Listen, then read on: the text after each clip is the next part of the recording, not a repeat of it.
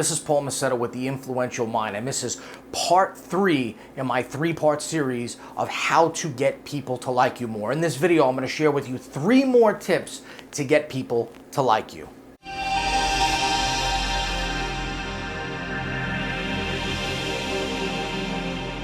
Tip number 1, smile. People drastically underestimate the power of a smile unless you are coming off as a really creepy, weird person or a person that's clinically insane. Chances are if you smile at someone, they're gonna smile back at you.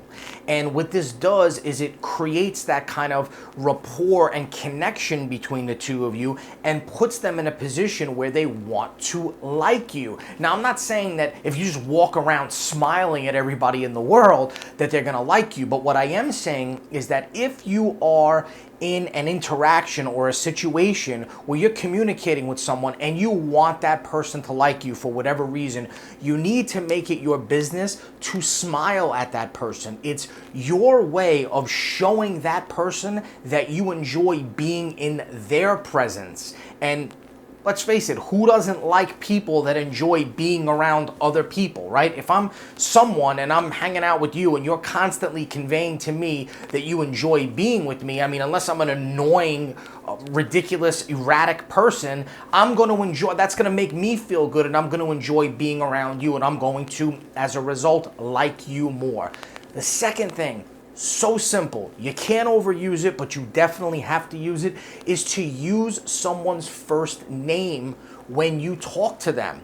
Years ago, one of the very first sales jobs that I had was owned by a guy. He was 39 years old. He was already a self-made millionaire. He owned 5 fitness clubs, and he was extraordinarily good when dealing with people.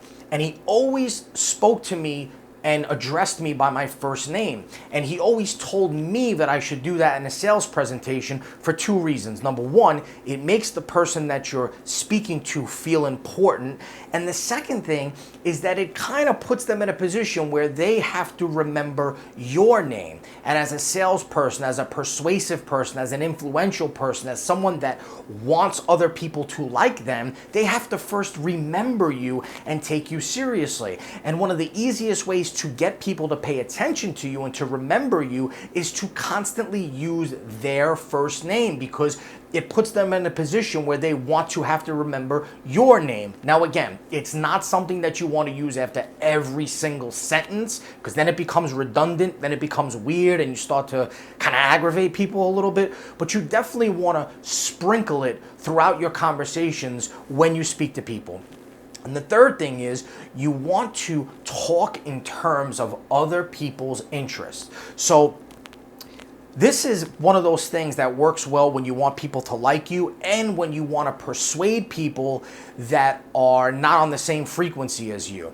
So what you want to do is, instead of constantly talking about things that interest you and making the conversation always a me type of conversation, you want to talk about things that are interesting to that person, because what that does is it engages them and it kind of lights up their brain and makes them very receptive to talking to you, and it makes them open to the conversation. This also, again, like I said, works well when you need to persuade someone on a particular subject or topic and they're not on the same frequency as you. What you can do is you can start by talking about things that they are interested in, and then eventually link that to the topic that you want to persuade them about. So again, to recap, first, smile. Don't use the weird, creepy smile. Just smile when you talk to people.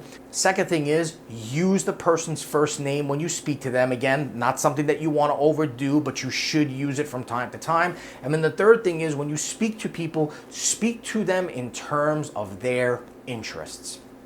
Want to know my simple 5-step process for influencing others? Click that link right there and download the Influence Blueprint absolutely free. Now, if you enjoyed this video, don't forget to like it, leave a comment, and make sure you subscribe.